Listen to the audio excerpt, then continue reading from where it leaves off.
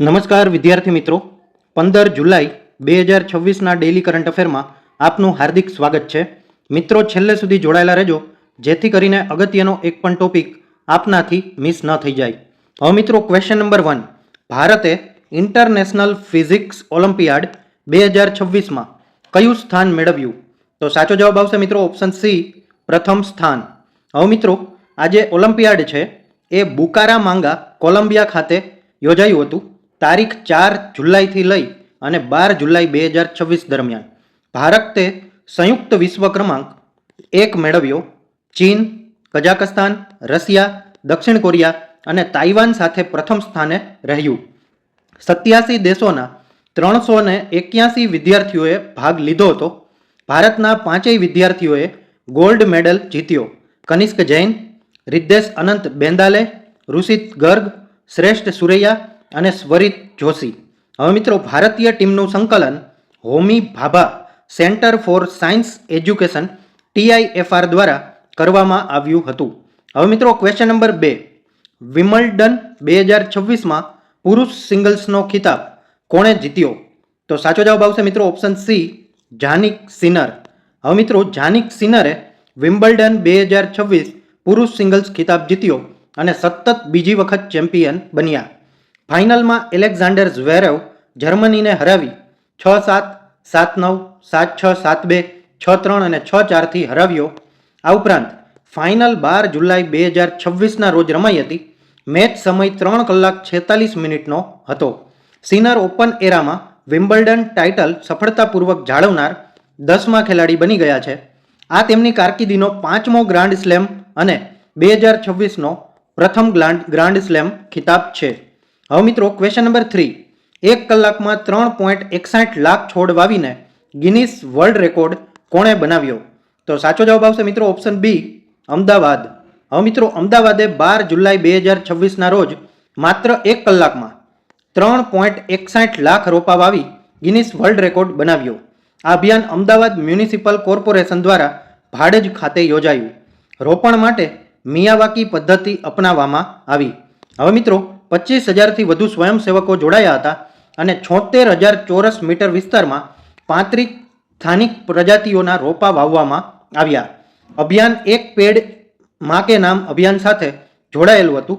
આ સાથે આસામ વન વિભાગ 2023નો 3,31,929 રોપા 1 કલાકનો રેકોર્ડ તૂટ્યો. હવે મિત્રો, ક્વેશ્ચન નંબર 4. શેખ હમદ બિન ખલીફા અલ થાની કયા દેશ સાથે સંબંધિત હતા? તો સાચો જવાબ આવશે મિત્રો ઓપ્શન ડી, કતાર. હવે મિત્રો, શેખ હમદ બિન ખલીફ અલ થાની કતારના પૂર્વ અમીર હતા. તેમનું 12 જુલાઈ 2026ના રોજ 74 વર્ષની વયે દોહામાં અવસાન થયું. તેઓ 1995થી 2013 સુધી કતારના અમીર રહ્યા. ત્યારબાદ સત્તા પુત્ર તમીમ બિન હમદ અલ થાનીને સોંપી. તેમના શાસનમાં LNG ઉત્પાદન વધારવાથી કતાર વિશ્વના સૌથી સમૃદ્ધ દેશોમાં સામેલ થયું. હવે મિત્રો, 1996માં અલ જઝીરા સમાચાર નેટવર્કની સ્થાપના કરી હતી. કતાર ફાઉન્ડેશનની સ્થાપના કરીને શિક્ષણ અને વિકાસને પ્રોત્સાહન આપ્યું હતું. તેમના નેતૃત્વમાં કતારને 2022 ફિફા વર્લ્ડ કપની યજમાની પણ મળી હતી. હવે મિત્રો, ક્વેશ્ચન નંબર 5. 16 ઓગસ્ટને આયુષ્માન દિવસ તરીકે ઉજવવાની જાહેરાત કયા રાજ્યએ કરી? તો સાચો જવાબ આવશે મિત્રો ઓપ્શન સી, પશ્ચિમ બંગાળ. હવે મિત્રો, વેસ્ટ બેંગાલ સરકારે 16 ઓગસ્ટને આયુષ્માન દિવસ તરીકે જાહેર કર્યો. આ દિવસ ખેલા હોબે દિવસના સ્થાને ઉજવાશે. આનો હેતુ આયુષ્માન ભારત સ્કીમ અંગે જનજાગૃતિ અને આરોગ્ય સુરક્ષા વધારવાનો છે.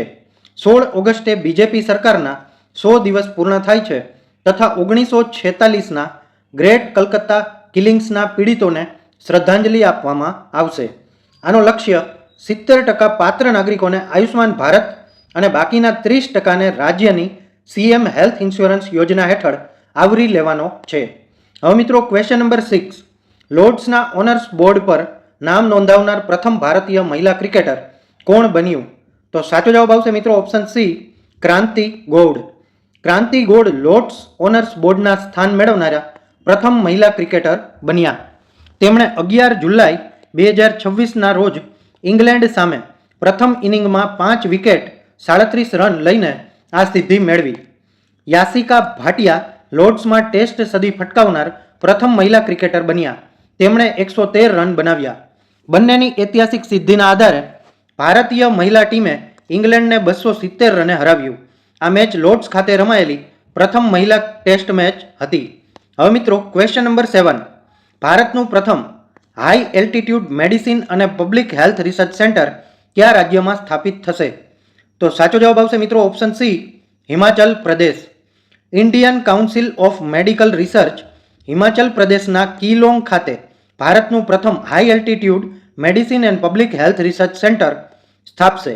કેન્દ્ર ICMR દ્વારા કેન્દ્રીય આરોગ્ય અને પરિવાર કલ્યાણ મંત્રાલય હેઠળ સ્થાપવામાં આવશે. ઉચ્ચ ઊંચાઈની આરોગ્ય સમસ્યાઓ, અનુકૂલન, માઉન્ટેન મેડિસિન, આબોહવા સંબંધિત રોગો, આદિવાસી આરોગ્ય, પોષણ તેમજ માતા બાળ આરોગ્ય મુખ્ય સંશોધનના ક્ષેત્રો રહેશે. ડ્રોન, ટેલિમેડિસિન અને ડિજિટલ હેલ્થ દ્વારા દૂરના હિમાલયી વિસ્તારમાં આરોગ્ય સેવાઓ વિકસાવવામાં આવશે. કેન્દ્ર AFMS, DRDO અને હિમાચલ પ્રદેશ સરકાર સાથે સહયોગ કરશે. હવે મિત્રો ક્વેશ્ચન નંબર 8. ભારતની પ્રથમ સ્વદેશી ગ્રીન રેફ્રિજરન્ટ ટેકનોલોજી ક્યાં વિકસાવવામાં આવી? તો સાચો જવાબ આવશે મિત્રો ઓપ્શન ડી, હૈદરાબાદ. હવે મિત્રો CSIR Indian Institute of Chemical Technology હૈદરાબાદે ભારતની પ્રથમ સ્વદેશી ગ્રીન રેફ્રિજરન્ટ ટેકનોલોજી વિકસાવી. આ ટેકનોલોજી દ્વારા HFO 1234YF ગ્રીન રેફ્રિજરન્ટનું સ્વદેશી ઉત્પાદન શક્ય બનશે. HFO 1234YF માં ઝીરો ઓઝોન ડિપ્લીશન પોટેન્શિયલ ODP અને ખૂબ ઓછું ગ્લોબલ વોર્મિંગ પોટેન્શિયલ GWP છે. તે વાહનોના AC, ઘરેલું ફ્રીજ અને વ્યાવસાયિક કુલિંગમાં વપરાતા HFCSનું સ્થાન લેશે. ટેકનોલોજી આત્મનિર્ભર ભારત, કિગાલી અમેન્ડમેન્ટ અને મોન્ટ્રિયલ પ્રોટોકોલના લક્ષ્યને સમર્થન આપે છે તથા વ્યાવસાયિક ઉત્પાદન માટે તૈયાર છે. હવે મિત્રો ક્વેશ્ચન નંબર 9. ભારતમાં માથાદીઠ આવકના રેન્કિંગમાં પ્રથમ સ્થાન કયા રાજ્યનું છે? તો સાચો જવાબ આવશે મિત્રો ઓપ્શન સી, સિક્કિમ. હવે મિત્રો રાજ્યમાં પ્રથમ સિક્કિમ છે. 7.07 લાખથી વધારે માથાદીઠ આવક ધરાવે છે. કેન્દ્ર શાસિત પ્રદેશ સહિત પ્રથમ દિલ્હી છે. મોટા એટલે કે 30 લાખથી વધુ વસ્તી ધરાવતા રાજ્યમાં પ્રથમ તેલંગાણા છે. હવે મિત્રો ટોચના 5 મોટા રાજ્યની વાત કરીએ તો તેલંગાણા, કર્ણાટક, તમિલનાડુ, હરિયાણા અને ગુજરાતનો સમાવેશ થાય છે. સૌથી ઓછી પ્રતિ વ્યક્તિ આવક બિહાર અને ત્યારબાદ ઉત્તર પ્રદેશ છે. હવે મિત્રો ક્વેશ્ચન નંબર 10. સેન્ટ્રલ વિસ્ટા વિસ્તારનું નામ બદલીને કર્તવ્ય પથ વિસ્તાર કયા શહેરમાં રાખવામાં આવ્યું? તો સાચો જવાબ આવશે મિત્રો ઓપ્શન ડી, નવી દિલ્હી. નવી દિલ્હીના સેન્ટ્રલ વિસ્ટા વિસ્તારનું નામ કર્તવ્ય પથ રાખવામાં આવ્યું. અગાઉ આ માર્ગ રાજપથ તરીકે ઓળખાતો હતો. સપ્ટેમ્બર 2022માં તેનું નામ બદલાયું. કર્તવ્ય પથ રાષ્ટ્રપતિ ભવન, વિજય ચોક અને ઇન્ડિયા ગેટ સુધીનો માર્ગ છે. કર્તવ્ય પથનો અર્થ ફરજનો માર્ગ થાય છે, જે જાહેર સેવા અને રાષ્ટ્રીય જવાબદારીનું પ્રતીક છે. નામ પરિવર્તન central vista avenue redevelopment project પૂર્ણ થવા સાથે કરવામાં આવ્યું. હવે મિત્રો ક્વેશ્ચન નંબર 11. વિશ્વ યુવા કૌશલ્ય દિવસ ક્યારે ઉજવવામાં આવે છે?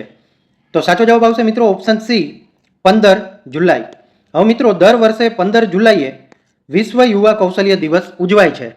સંયુક્ત રાષ્ટ્ર મહાસભા UNGA દ્વારા નવેમ્બર 2014માં આ દિવસ જાહેર કરવામાં આવ્યો હતો.